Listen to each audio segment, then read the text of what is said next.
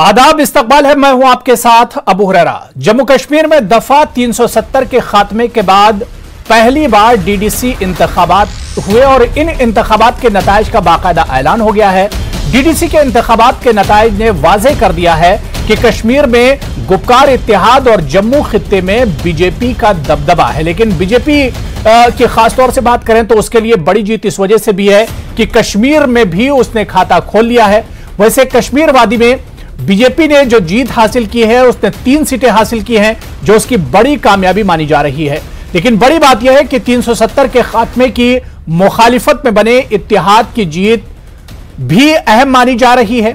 तो वहीं आजाद उम्मीदवारों ने भी बड़ी तादाद में जीत हासिल की है। इन सब से हटकर डीडीसी इंतखाबात जितने पुरअमन माहौल में हुए, ये जम्मू कश्मीर के अवाम की जीत मानी जा रही है। अब इन इंतखाबात के बाद बड़ा सवाल यह उठ रहा है कि क्या जम्मू कश्मीर के लोगों के जो मसाइल हैं, जो मसले जम्मू कश्मीर से जुड़े रहे, क्या उससे अब लोगों को राहत मिलेगी? यह भी बहुत अहम हो जाता है। और सबसे अहम, जितने पुरअमन माहौल में ये इंतखाबात हुए हैं, तो आखिर ये जीत किसकी है? क्या जम्मू कश्मीर में अब जमहूरियत मजीद एक तरह से मजबूत होगी? और जिस तरह से कश्मीर में बीजेपी को जीत हासिल हुई है, क्या वाकई में कश्मीर में भी अब अपनी जड़ें मजबूत करने में बीजेपी ने शुरुआत कर दी है? लेकिन जिस तरह से ये इंतखाबात हुए और जितना जोशो खरोश अवाम का इन इंतखाबात में देखने को मिला, क्या वाकई में सियासी पार्टियां अवाम के इस जोशो खरोश का लिहाज रखेंगी और अवाम के जो मसाइल हैं, खासतौर से कश्मीर खित्ते में जो मसाइल हैं, कश्मीर वादी में जो लोगों के मसाइल हैं, दूर दराज के इलाकों में जो मसाइल हैं, क्या उन लोगों के मसाइल हल किए जाएंगे? आज इसी को हम समझने की कोशिश करेंगे कि सियासी पार्टियां जीतती जरूर हैं और चुनाव में वादे जरूर करती हैं, लेकिन ये वादे वफा नहीं होते हैं। लेकिन जिस तरह से जम्मू कश्मीर के अवाम ने कोरोना के दौर में और 370 के खात्मे के बाद पहली बार बड़ी तादाद में घरों से निकल कर आए हैं, क्या ऐसे में इन लोगों की उम्मीदें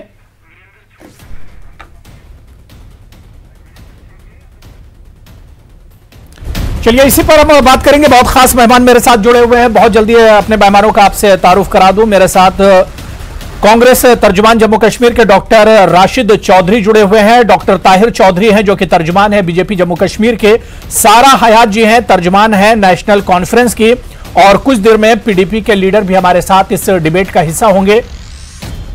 और सवाल यही है हमारा कि क्या अवाम के जो मसाइल हैं वो मसाइल हल होंगे? मैं सबसे पहले ताहिर चौधरी जी आपसे ही शुरुआत करना चाहूंगा। ताहिर चौधरी जी, बीजेपी जम्मू कश्मीर की सबसे बड़ी सिंगल लार्जेस्ट पार्टी की अगर हम बात करें तो सबसे बड़ी पार्टी बनकर उभरी है। एक तरफ इंतखाबात हो गए, अवाम ने बड़े जोशो खरोश के साथ इन चुनाव और इंतखाबात में हिस्सा लिया। अब पार्टी की बारी है, अब उस उम्मीदवार की बारी है जो जीत कर आया है कि वो किस तरह से अवाम की उम्मीदों पर खरा उतरे। ताहिर चौधरी साहब। देखिए, भारतीय जनता पार्टी ने डीडीसी चुनाव में जिस तरह हम लोगों ने काम किया, हमारे कार्यकर्ता ने ग्राउंड पे काम किया और पूरी हाई कमांड इसमें हमारी इन्वॉल्व थी प्रॉपर ढंग से। और सेंट्रल हाई कमांड की एक टीम डिप्यूट की गई थी जम्मू कश्मीर के लिए। प्रॉपर सिस्टम के साथ भारतीय जनता पार्टी का हमेशा वर्किंग सिस्टम रहता है, वैसे हमने काम किया। और जम्मू कश्मीर के अवाम ने, स्पेशली कश्मीर के अवाम ने हमें जितना प्यार दिया है इस इलेक्शन में, मुझे लगता है कि वो एक बहुत बड़ी हमारे लिए वही हमारी कामयाबी है। कश्मीर में जगह जगह हमारे झंडे लहराए गए, रैलीज हमारी बहुत बड़ी बड़ी हुई और वहां के अवाम ने हमारे साथ अपने जो दुख सुख हर एक चीज हमारी लीडरशिप के साथ शेयर की, हमारे लीडर्स के साथ शेयर की, क्योंकि हम पब्लिक के बीच में जाते रहे और उन एरियो में हम गए कि जहां पे मुझे लगता है कि रीजनल पार्टीज के भी लोग नहीं गए होंगे। और मुझे लगता है कि हमने जहां तक भी अवाम के साथ जो वादे किए हैं डेवलपमेंट को लेके, क्योंकि प्राइम मिनिस्टर साहब का पहले ही चीज रहती है डेवलपमेंट को लेके, रोजगार को लेके, जो जो चीजें हमने अवाम के साथ कमिटमेंट किए हैं उसके ऊपर हम पूरा तरह से हमारी 100% हमारी कोशिश है, हम खरे उतरने की। ताहिर चौधरी साहब, अब इन नतीजों के बाद जो रिएक्शन आ रहा है अपोजिशन और खासतौर से गुपकार की तरफ से, महबूबा मुफ्ती कहती हैं कि इन रिजल्ट से, इन नताइज से पता चलता है कि 370 खत्म करना सेंटर की गलती थी। अवाम नहीं चाहते थे कि 370 खत्म किया जाए। तो उमर अब्दुल्ला का यह इल्जाम है, उमर अब्दुल्ला कहते हैं कि अपोजिशन को खत्म करने की जो साजिश थी सरकार की वो फेल हो गई। यह रिएक्शन है गुपकार का। देखिए, उमर अब्दुल्ला साहब हों चाहे महबूबा मुफ्ती मैडम साहब हों, मैं उनको एक तो मुबारकबाद देता हूं। उन्होंने भी अच्छी तरह इस जंग में अपना हिस्सा लिया डीडीसी की इलेक्शन में, और अच्छे उनके जो कैंडिडेट उन्होंने भी खड़े किए थे सभी जीते हैं। उन पार्टीज को, जिन पार्टीज ने भी पार्टिसिपेट किया, उन सबको भारतीय जनता पार्टी का एक स्पोक्स पर्सन होने के नाते मैं मुबारकबाद देता हूं, और उम्मीद करता हूं कि उन्होंने भी जो अवाम के साथ वादे किए हैं उस पर वो भी खरा उतरने की कोशिश करें, क्योंकि जो उनके इंपॉर्टेंट वादा था वो 370 और 35A को वापस लाने का था। पहले अवाम के साथ जो अपना वादा इंपॉर्टेंट ये उनका इश्यू था, उसको वापस लाने की कोशिश में अपनी जद्दोजहद अपनी दिखाएं। जहां तक हमारी वो बात करते हैं, अवाम ने देखिए जम्मू कश्मीर में जमहूरियत को देखते हुए, इस सर्दी के मौसम को देखते हुए, कोविड को देखते हुए, जितना अवाम ने इस इलेक्शन में साथ दिया है, जैसे लोग खुल के बाहर आए, लोगों ने वोटिंग की, वो एक बहुत बड़ी चीज है। उसी को भारतीय जनता पार्टी और सेंट्रल हाई कमांड, हमारी गवर्नमेंट ऑफ इंडिया, उसको कामयाबी मानती है। और वो एक खुशी जो ठीक है, लेकिन अब ताहिर चौधरी जिम्मेदारी बढ़ गई है। जिस तरह से बीजेपी सबसे बड़ी पार्टी बनकर उभरी है, ऐसे में अब आवाम के तय बीजेपी की भी जिम्मेदारी बढ़ गई है। मैं सारा हयात जी आपके पास आना चाहूंगा। सारा हयात जी, बीजेपी अपनी इस जीत को लेकर बहुत खुश है, और खासतौर से कश्मीर में जिस तरह से कमल खिला है, डल झील में, श्रीनगर में बीजेपी जीत कर आई है, तो बीजेपी इस जीत को बहुत अहम मान रही है। कहीं ना कहीं बीजेपी की कश्मीर में शुरुआत हो गई है एक तरह से। जहां तक इलेक्शंस की बात है, जो अगर बीजेपी कह रही है कि उनकी जीत हुई है, उस हिसाब से तो फिर जम्मू हमने सब जीत ही लिया है। उन्होंने तो 3 सीटें जीती है, कांग्रेस और एनसी ने तो, पीडीपी एनसी कांग्रेस ने तो कहीं 57 सीट्स जीते हुए हैं, सेगमेंट्स जीते हुए हैं 160 में से। उस हिसाब से तो हमने ये पूरी जंग जीत ही लिया, अगर आप 3 और 57 का मुकाबला करें तो। लेकिन खैर, स्टेटिस्टिक्स पे बात करना ज्यादा जरूरी है। जब आप कहते हैं कि 3 सीट्स जो हैं बीजेपी ने जीते हैं, अगर आप उनके स्टेटिस्टिक्स देखेंगे कि जहां जहां वोट कम पड़ा, चाहे वो हाईली एक मिलिटराइज्ड जोन था गुरेज में, और एक वो जगह थी जहां पे हमारा कैंडिडेट का जो था, नॉमिनेशन पेपर्स जो थे वो खारिज हो गए थे क्योंकि कैंडिडेट गलत था। तो इस तरह की जीत को आप इतना बड़ा चढ़ाकर बोल रहे हैं कि भाई बीजेपी ने जीता है। अगर 100 सीटें जीती होती तो मैं कहती भाई बीजेपी की तो बड़ी अच्छी शुरुआत हुई है। तो मेरे हिसाब से बीजेपी की कोई शुरुआत नहीं हुई है, ये तो भाई हमारी गलती है कि 1-2 सीटें इन्होंने हासिल कर ली हैं, क्योंकि हमारी वहां कहीं ना कहीं कमजोरी नहीं। सारा हयात जी, देखिए सवाल इस वजह से भी उठता है कि बीजेपी कह रही कि एक तरफ गुपकार अलायंस में 7 पार्टियां हैं, 8 पार्टियां हैं, वहां की जितनी रिवायती पार्टियां थी वो सब बीजेपी के खिलाफ एक हो गई, लेकिन फिर भी बीजेपी को रोक नहीं पाई। कम से कम अगर मैं मानता हूं 1 जीत है, 2 सीटों पर जीती, 3 सीटों पर जीती, लेकिन बीजेपी कम से कम उसकी एंट्री हो गई कश्मीर में। बीजेपी की शुरुआत एक तरह से हो गई है। सारा जी, बीजेपी ने आपको ये तो बताया कि 6 पार्टियां साथ लड़ रही हैं, पर क्या उन्होंने आपको ये बताया कि वो 6 पार्टियों के जो तमाम लीडरान थे वो जेलों में बंद पड़े थे? जो बात करता था उसके पीछे एजेंसी लगा दी जाती थी और अगले दिन उसको उठा के किसी ना किसी पूछताछ में लगा दिया जाता था। ये आपको बीजेपी ने ये फैक्ट नहीं बताया। ये पूरी फैक्ट्स की जो किताब है एक बहुत बड़ी बनी हुई है पोस्ट August 5, ये सबके सामने खुली हुई है, चाहे वो मीडिया गैग्स हो, इंटरनेट गैग्स हो। यहाँ तक हालात इतने खराब हो गए थे कि हम तो कैंपेन भी नहीं कर पाए। ये तो शुक्र है अल्लाह का और लोगों का। मैं बहुत बहुत शुक्रिया अदा करना चाहूंगी कि कैंपेन ना होने के बावजूद भी वो निकले, क्योंकि बीजेपी ने तो हमें तमाम केसों में लगा के रखा हुआ था। ऊपर से कोविड के चलते हम नहीं चाहते थे कि लोग जलसों में आए और कोविड जो है वो फैलता रहे। ऑलरेडी इतनी मुसीबत कर दी है कोविड ने। ये जो आज वोट है ये क्लियरली बीजेपी के खिलाफ है। जम्मू कश्मीर की रियासत ने इनको बता दिया है। जो 5 अगस्त 2019 2019 को फैसला लिया गया था वो अनकॉन्स्टिट्यूशनल है, वो अनडेमोक्रेटिक है। जहां तक आप डीडीसी की बात करते हैं कि डेवलपमेंट होगी, डेवलपमेंट तो करनी ही करनी है, उससे डीडीसी के कैंडिडेट्स भाग नहीं सकते हैं, जो जीते हैं वो भाग नहीं सकते हैं। डेवलपमेंट उनको करनी ही करनी है, लेकिन सबसे पहले जो पॉलिटिकल मसला है जम्मू कश्मीर का, सबसे पहले उनको उसके बारे में बात करनी होगी। और इंशाल्लाह इस पर बिल्कुल बिल्कुल बिल्कुल सारा जी, इस पर हम आगे भी बात करेंगे। मेरे साथ वीरेंद्र सिंह सोनू जी जो कि लीडर हैं पीडीपी के, वो भी हमारे साथ जुड़ गए हैं। वीरेंद्र सिंह सोनू जी, आपका भी बहुत इस्तकबाल है न्यूज़ 18 उर्दू में। वीरेंद्र सिंह सोनू जी, अगर मेरी आवाज आ रही है तो आज महबूबा मुफ्ती जी ने प्रेस कॉन्फ्रेंस की और उस प्रेस कॉन्फ्रेंस में उन्होंने बहुत सी बातें की इन नतीजों पर, और महबूबा मुफ्ती ने यह भी कहा कि जिस तरह के मैंडेट आए हैं, जिस तरह के नतीजे आए हैं, ये जाहिर करते हैं कि सेंटर का जो फैसला था 370 को लेकर वो गलत था एक तरह से।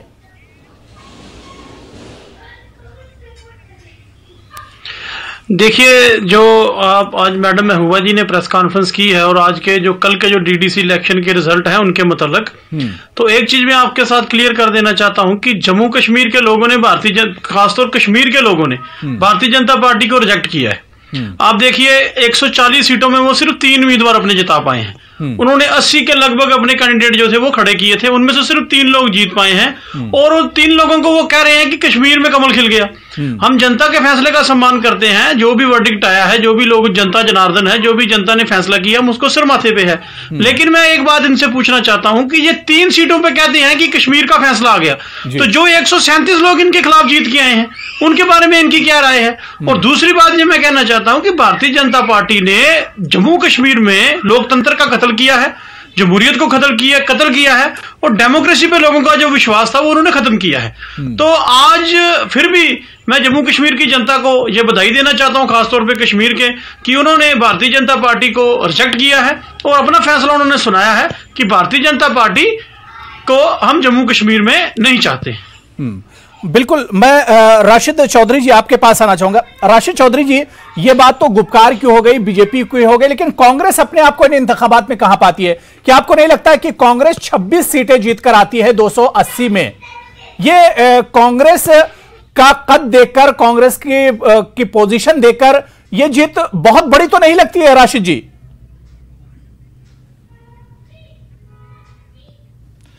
देखिए अबू हुरैरा साहब, बात ऐसी कि ये इलेक्शन जो है, पहली बात तो आप अपने आप को करेक्ट कर लीजिए कि 280 में से हमने चुनाव नहीं लड़ा है। जैसे सारा जी ने शुरुआती में कहा कि गुपकार लाइन्स प्लस कांग्रेस ये इलेक्शन था। हाँ, हम लार्जर पर्सपेक्टिव में गुपकार के साथ, तो क्या कांग्रेस गुपकार के साथ थी? बात थी। और राशिद जी, क्या कांग्रेस गुपकार के साथ थी इस चुनाव में? Listen gentleman, listen please please please. नहीं, मैं जनाब आ रहा हूं ना, चिंता किस बात की है? मैं हर एक बात का जवाब दूंगा। आई एम वेरी मेरे को कम वक्त में ज्यादा बात करने की आदत है, मगर अगर आप करने देंगे तो ठीक है। फिर मैं अर्ज कर रहा था कि ये जो चुनाव था, please let me I don't like this. मैं इस बीच में आपकी बात नहीं कर सकता। अगर गलत बोल रहा हूं तो आप आउट ऑफ कंटेक्स्ट गया तो आप मुझे वापस ले आइए, मगर मैं कंटेक्स्ट की बात कर रहा हूं, टॉपिक की बात कर रहा हूं, तो प्लीज डोंट डिस्टर्ब मी। तो बात यह है कि 280 में पहली बात तो कांग्रेस लड़ी नहीं, और दूसरी बात जो हमारी लाइक माइंडेड पार्टी है, जब ये इलेक्शन अनाउंस हुआ तो ये बीजेपी ने डॉज करके, धोखा देके इलेक्शन का टाइमिंग और इलेक्शन का तरीका तय किया था, इसलिए कि नेशनल कॉन्फ्रेंस, पीडीपी, कांग्रेस कोई भी इसमें लड़ेगी नहीं, हम ही पहले नंबर की पार्टी बनेंगे और हम अपनी रेस लड़ेंगे और जीतेंगे। तो उसको रोकने के लिए हमारे सामने, पीडीपी के सामने, नेशनल कॉन्फ्रेंस के सामने, कांग्रेस के सामने एक ही बड़ा सवाल था कि इस फासिस्ट आइडियोलॉजी को किस तरह से रोका जाए।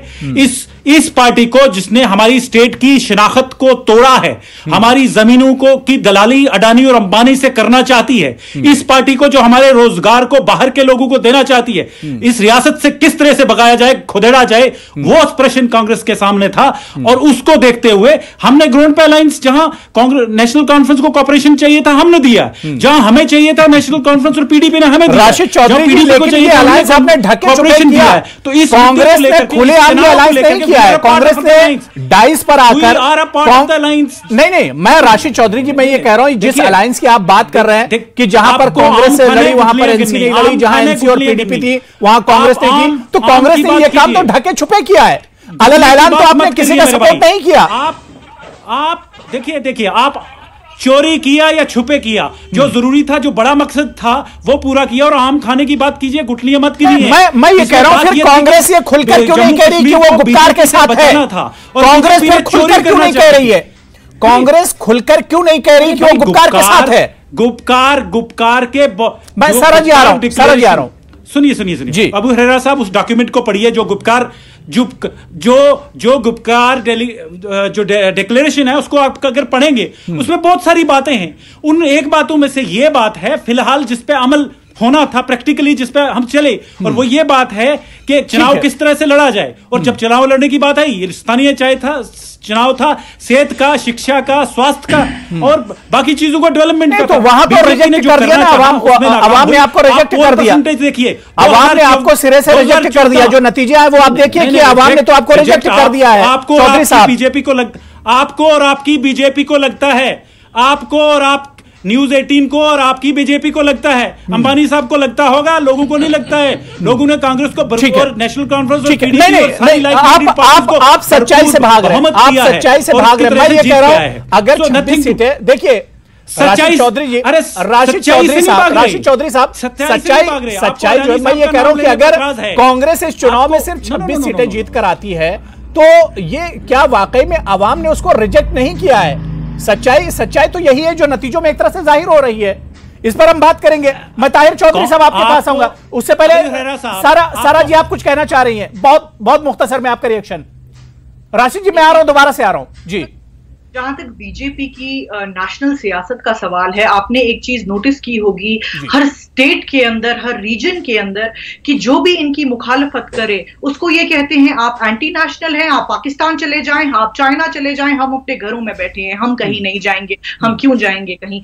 और दूसरी बात, जब आप कहते हैं कि कोई तंजीम है जो या खुल के नहीं बोल पाई या खुल के नहीं, देखिए जो एक एजेंडा चला कि ये एक पूरी तरह से अगर आप देखें सारा मजहबी agenda, communal agenda, beef ban, love जहाद, ये सारे इश्यूज, हुकूमतों का काम नहीं है ना कि वो हमारे लिए मस्जिदें, मंदिर और गुरुद्वारे बना के दे। हुकूमत का काम है वो अस्पताल बनाए, स्कूल बनाए, नौकरियां फराहम करें। लेकिन इस गवर्नमेंट को उस चीज की कोई नहीं पड़ी है। इनको चाहिए कि दो लोग कहां पे लड़ाई करें, कहां पे झगड़ा करें, किसको हम बोले कि भाई तुम तो एंटी नेशनल हो, तुम पाकिस्तान चले जाओ, तुम चाइना चले जाओ। आज फार्मर प्रोटेस्ट हो रहे हैं, उनको कह रहे हैं भाई आप खालिस्तानी हैं। जो भी इनके खिलाफ जेएनयू के स्टूडेंट्स ने इनके खिलाफ बात की, उनको कहा भाई आप टुकड़ा टुकड़ा गैंग है। जो भी इनके खिलाफ बात करता है ये उनका मुंह बंद करने की पूरी कोशिश करते हैं, उनके ऊपर। ताहिर चौधरी साहब, क्या सच्चाई यही है जो सवाल यहां राशिद चौधरी साहब ने उठाया, जो सवाल सारा हयात जी उठा रही है और वीरेंद्र सिंह सोनू जी जो सवाल उठा रहे हैं कि यहां पर तो अपोजिशन को दबा कर रखा गया, गुपकार अलायंस को दबा कर रखा गया, बल्कि चुनाव के बीच में डॉक्टर फारूक अब्दुल्ला साहब को लेटर लिखना पड़ा कि हमारे जो कैंडिडेट्स हैं, हमारे जो एक तरह से जो लोग हैं उन्हें परेशान किया जाता रहा है। क्या वाकई में दबाने की कोशिश की गई जम्मू कश्मीर में लोगों को? देखिए, ये सरासर बेबुनियाद इल्जाम हम लोगों पे लगाए जाते हैं। इनकी मजबूरी है इल्जाम लगाना, क्योंकि पब्लिक के बीच में इनको जाना होता है और इल्जाम लगाने की आदत है। सारा हयात जो बात कर रही है, मेरी बहन है, वो बिल्कुल गलत कह रही है। बेबुनियाद चीजें बताई जा रही है मीडिया के सामने। ऐसा कुछ नहीं है। भारतीय जनता पार्टी की जो सोच है, देश को आगे लेके, जम्मू कश्मीर के यूथ को आगे लेके, अवाम को आगे लेके, हम लोग चाहते हैं कि जम्मू कश्मीर के अवाम के हाथ में ताकत आए, मजबूती है, खुशहाली है, हर घर में रोजगार हो। ये हमने अपने विजन डॉक्यूमेंट में भी ये चीज कही। जहां तक कांग्रेस की बात है, कांग्रेस पूरी तरह से कंफ्यूज हो चुके हैं। कांग्रेस के लोग यहाँ पे इनके प्रेसिडेंट साहब गुपकार के साथ जाके चाय पी के आते हैं, बाहर आके कहते हैं कि हम गुपकार का हिस्सा है। इंटरव्यू की अगर आपकी मैं रिकॉर्डिंग निकालूं तो आपकी ये रटी हुई लाइनें हैं ताहिर चौधरी साहब। अलायंस नहीं है, जब कुछ मार पड़ने वाली थी तो पता नहीं बीजेपी आपको क्यों आगे करके भेज देती है। डायलॉग है इनके रोज चेंज होते हैं। So don't tell us. Totally ये लोग कंफ्यूज हैं। इन लोगों को पहले सेंट्रल हाई कमांड से बात पूछ के इनको जवाब देना चाहिए। ताहिर चौधरी साहब जो बात सारा हयात कह रही थी, कम सीट्स आई हैं। ताहिर चौधरी साहब, बीजेपी 3 सीटें कश्मीर में जीत कर आती है तो और नेशनल कॉन्फ्रेंस या गुपकार 35 सीटें जम्मू में जीत कर आती, तो उन 35 सीटों का जिक्र नहीं है, लेकिन बीजेपी की 3 सीटों का बहुत चर्चा हो रहा है। ये इल्जाम है एक तरह से एनसी का भी। देखिए, देखिए नहीं, ये इल्जाम नहीं है। देखिए, हमने कश्मीर में कामयाबी, ताहिर चौधरी साहब, आपने 370 के वक्त तो जम्मू कश्मीर के लोगों को कॉन्फिडेंस में लिया था, और खासतौर से जम्मू के लोगों को कॉन्फिडेंस में लिया गया था, और वहां पर अगर इस तरह की सिचुएशन में 35 सीटें 36 सीटें अगर गुपकार जीतता है तो यह सवाल खड़ा होता है। Absolutely. नहीं, मेरी बात सुनिए। जहां तक 370 की बात है, 35A की बात है, जो चीज देखिए, जो चीजें जा चुकी हैं वो चीजें वापस नहीं आएंगी। वो चीज नेशनल कॉन्फ्रेंस भी भूल जाए, पीडीपी भी भूल जाए, और जो इनके बाकी अलायंस पार्टनर्स हैं वो भी भूल जाएं। आज भी ये लोग कश्मीर के बोले वाले यूथ को गुमराह किया जा रहा है, फिर उनके हाथ में पत्थर देने की कोशिश कर रहे हैं। ऐसी इनको कोशिश नहीं करनी चाहिए। आगे इन्होंने कश्मीर में बहुत खून खराबा किया इन पॉलिटिकल पार्टीज ने, अपनी कुर्सियां बचाने के लिए, अपनी सियासत चलाने के लिए। वो चीज अब हम भारतीय जनता पार्टी के ना कार्यकर्ता, ना हमारी हाईकमांड, कश्मीर में खून खराबा हम लोग जेल बना के रख दिया, इसकी शिनाख्त बिगाड़ दी, हजारों नौजवानों को बेघर कर दिया, बेरोजगार कर दिया। आपने जम्मू ठीक है, मैं आ रहा हूं राशिद जी, मैं आ रहा हूं राशिद चौधरी जी, मैं आ रहा हूं राशिद चौधरी जी, मैं आ रहा हूं आपके रिएक्शन लूंगा। अच्छी नहीं लगती राशिद चौधरी साहब, मैं आ रहा हूं, मैं सर आ रहा हूं। मैं वीरेंद्र सिंह सोनू जी, क्योंकि देर से हमारे साथ थोड़ा सा जुड़े थे। वीरेंद्र सिंह जी, अब देखिए नतीजे आ चुके हैं। जम्मू कश्मीर के अवाम चाहते क्या? जम्मू कश्मीर के अवाम चाहते हैं कि डेवलपमेंट की बात हो, एजुकेशन पर फोकस किया जाए, हेल्थ सेक्टर जो बिल्कुल एक तरह से टूटा हुआ उस पर बातचीत की जाए, पानी, रोड, सड़क, लाइट, इस पर बात की जाए। सियासत तो होती रहेगी, यह सियासत खत्म नहीं होने वाली है। इस पर काम कैसे किया जाएगा सोनू जी? सारा जी आ रहा हूं। देखिए, ऐसे है कि पहली बात तो ये है कि ये जो इलेक्शन था, ये गांव का इलेक्शन है, और इस इलेक्शन में गांव के मुद्दे होने चाहिए थे। सब सही कहा आपने। इस इलेक्शन में बिजली एक मुद्दा होना चाहिए था, पानी की बात होनी चाहिए, सड़क की बात होनी चाहिए थी, नाली की बात होनी चाहिए थी, डेवलपमेंट की बात होनी चाहिए थी। लेकिन दुख के साथ कहना पड़ता है, भारतीय जनता पार्टी ने मोदी साहब के नाम पे वोट मांगे हैं, और उन्होंने तो ऐसे दिल्ली से अपने मिनिस्टर लाके यहां लगाए हैं कि हम दिल्ली के नाम पे वोट ले रहे हैं। मुझे बताइए, भारतीय जनता पार्टी ने अपनी कारकर्दगी पे क्यों नहीं वोट मांगे हैं? डेवलपमेंट पे वोट क्यों नहीं मांगे हैं? दूसरा, मैं एक बात आपसे कहूं कि मैं इस वक्त भी रास्ते में हूं, मैं दिल्ली जा रहा हूं किसान एजिटेशन के लिए, तो मैं यहां रास्ते में के बात कर रहा हूं। यहां सिग्नल की भी प्रॉब्लम है और कैमरा भी सही तरह से काम नहीं कर रहा। लेकिन मैं भारतीय जनता पार्टी के यहां स्पोक्स पर्सन, मैं इनसे पूछना चाहता हूं कि ये अगर ये किसी के साथ अलाइंस करें तो ये ठीक है, अगर पीडीपी और एनसी इकट्ठे मिलकर चुनाव लड़ते हैं, हम गैंग बन जाते हैं। और दूसरी बात जो मैं इनसे कहना चाहता हूं कि आज क्यों नहीं जब भारतीय जनता पार्टी के जो लीडर हैं, इस बात पे क्यों नहीं बात करते हैं कि जम्मू कश्मीर के लोगों ने इनको नकारा है। इन्होंने कहा था कि 370 टूटने के बाद लोग खुश हैं, लोग नगाड़े बजा रहे हैं, कश्मीर के लोग खुश हैं, वो नाच रहे हैं। तो आज क्यों 80 सीटें लड़के ये 3 सीटों में सिमटे हैं?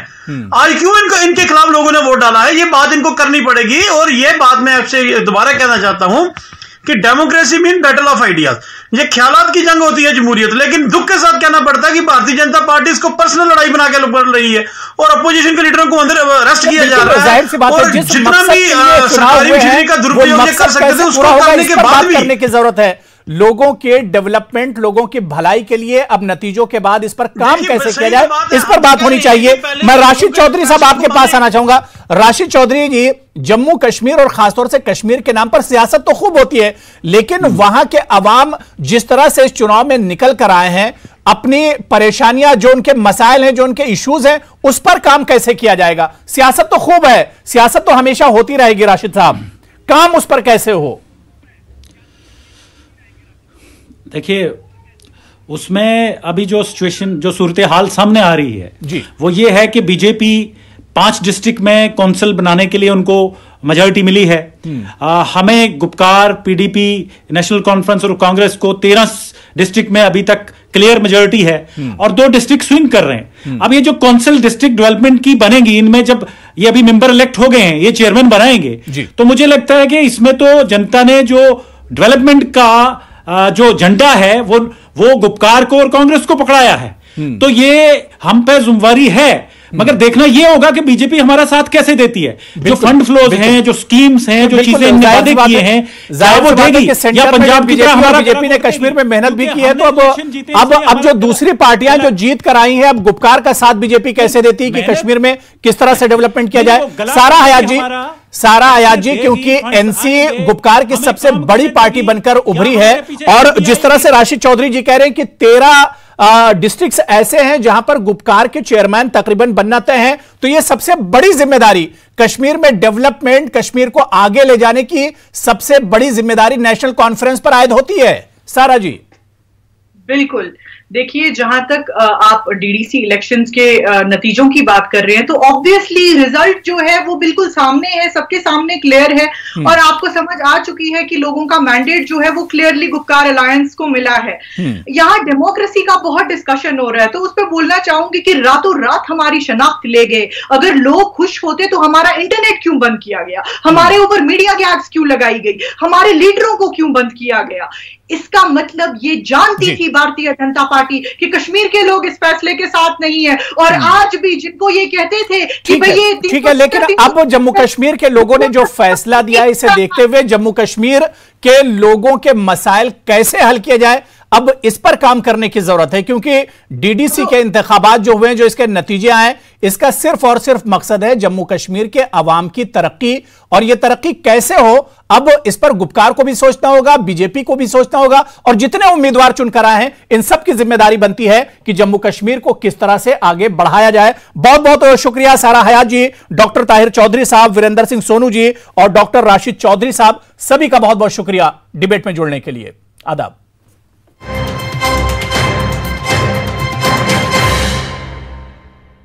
व्हाट्सएप पे मना कर दें?